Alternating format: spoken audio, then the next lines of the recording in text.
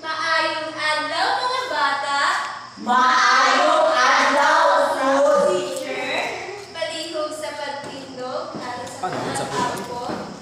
Sa ngalan sa Ama, sa Anak, sa Espiritu Santo. Amen. Amahan kamo maalaas sa mga langit, pagdaygon ang imong ngalan, magbuot ka namo ang imong tinghalian, matuman ang imong pagbuot dinhi sa yuta ngayon sa langit.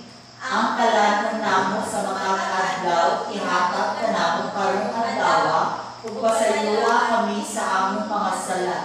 Mahimong pasaylo kami sa mga salakan, ug dili kami tutugan sa kanulan, pinual wasa kami sa daotan. Amen. Samahan sa Anak, sa Espiritu Santo. Amen. pwede na ka maglingkod mga bata. Kumusta ka mga bata? Okay ra, teacher. Naabay absent karon sa atong klase? Wala, teacher. Maayo kay walay absent karon sa atong klase. Karon ay ako magsugod sa atong klase at unang kitay kasabutan nga atong Sundong. pag-isagan. Adunang kitay kasunduan nga atong sundon hangtod sa paghuman sa atong klase. Unsay inyong buhaton kung ang teacher o maestra mag-istorya diri sa atubangan? Sige, GM. Maminaw pa kayo. Sakto, paminaw pag-ayo. Unsay inyong buhaton kung gusto ninyo mutubag? Sige, Rachel. Itaas ang kamot, teacher. Sakto si Rachel. Itaas ang kamot. Kung maoke na ang atong kasabutan, nga angay natong sundon hangtod sa paghuman sa atong klase. O karon, ana ako'y hulagway. O gusto na ko nga tagaan ko ninyo o duha ka mata nga inyong nakita sa hulagway. Sige, JM. Ang akong nakita kay lamisa o lingkuranan. Sakto si JM lamisa o lingkuranan. O karon ang atong pagkahisgutan kay mahitungod sa silaba. So, ay hata magsugod sa atong klase, anak, usang tay tumo nga angay natong makabot sa katapusan sa atong klase. So, kamo mga bata sa katapusan sa klase, gilaungan kamo nga hisgutan ang mga pulong na naay duha o tulo ka silaba. Mahatagan o pili ang mga pulong nga naay duha o tulo ka silaba. Pagbuhat sa pagbahin-bahin sa pulong ngadto sa duha o tulo nga silaba.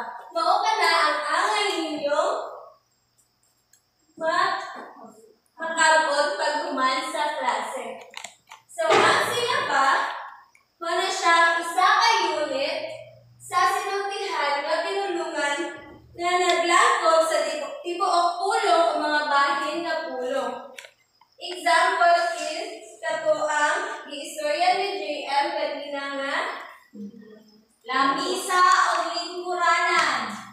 Lamisa o lingkuranan. Karon atong pahimahinon o ipon ang pulong nga lamisa.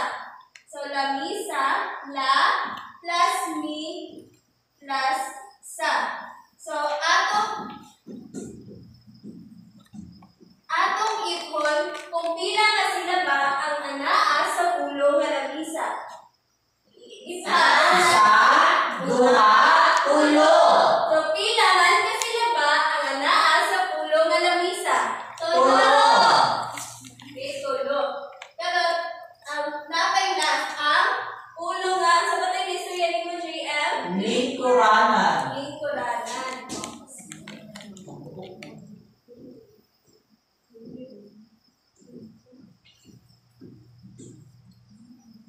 So, ipon nato kung pila ka bok silaba ang naa sa pulong nga lingkuranan. Isa, duha, tulo, upat. So, pila man ka silaba ang naa sa pulong nga lingkuranan. Upat.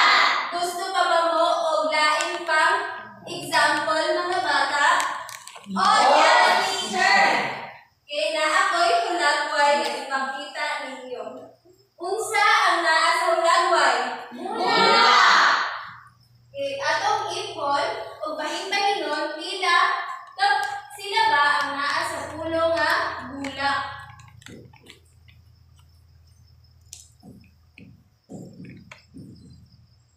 Atong ipon. Isa, duha. So, pila man kabuok, sila ba ang naa sa pulo nga bula? Duha. Okay, sakto. Nasabtan ba ninyo mga bata? Nasabtan. Kaya nasabtan man ninyo, unsa galit ko ang sila ba mga bata? Yeah, sige Rachel. Ang sila ba, isa ka unit na sinutihan nga pinulungan nga naglangkos sa tibuok pulong o mga bahin na pulong. Sakto si Rachel, ang sila ba isa ka unit sa sinutihan sa pinulungan na naglangkop sa tibuok pulong o mga bahin na pulong. Karon, ana ako'y aktibidad. Pero bahinon ko kamo sa duha ka grupo. Si JM, Jamara o Angeli ang unang grupo, na si Rachel o si Diana ang ikaduhang grupo. Ang buhaton ninyo is bahin-bahinon o ipon ninyo kung pila ka sila ba ang anaa sa mga word na nakasulat diri o pulong na nakasulat diri tapad sa hulagway.